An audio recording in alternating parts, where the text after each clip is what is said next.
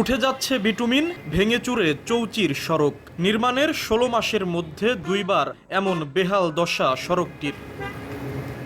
২০১৮ সালে শুরু হয় রাজবাড়ী শহরের শ্রীপুর থেকে চর লক্ষ্মীপুর পর্যন্ত ৪ কিলোমিটার আঞ্চলিক মহাসড়কের ৪ লেনের কাজ।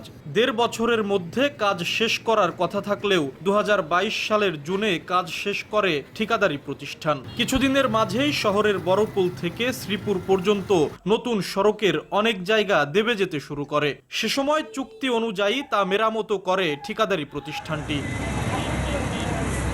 সপ্তাহখানেক আগে আবারও বেশ কিছু স্থানে দেবে গিয়ে ভাঙতে থাকে সড়কটি। মেরামতে ওই ঠিকাদারি প্রতিষ্ঠান। একটি সদ্য নির্মিত সড়কের এমন বেহাল দশায় নিম্নমানের কাজের অভিযোগ উঠেছে। অটোমেটিক বিকাশ করতে সেট করুন অটোপে। বিকাশ থাকলে আর কি লাগে। অল্প কিছুদিন আগে কলম রাস্তার কাজটা করা হয়েছে, দেখেন পুনরায় আবার ভেঙে আবার কাজ করা হচ্ছে। ঠিকাদারদের গাফলিতির জন্য মাঝে মধ্যেই নষ্ট হয়ে যাচ্ছে। এটার জন্য অনেক মানুষের ভোগান্তি ক্ষতির সম্মুখীন পড়া লাগতেছে। আমাদের যে কোনো মুহূর্তে দুর্ঘটনা বিপদ আপদ হইতে পারে। এ নিয়ে ঠিকাদারি প্রতিষ্ঠানের কেউ কথা বলতে রাজি হননি। তবে সড়ক বিভাগ বলছে অপরিকল্পিত ব্যবহার ও অননুমোদিত বাস স্ট্যান্ডের কারণে সড়কটি ক্ষতিগ্রস্ত হয়েছে।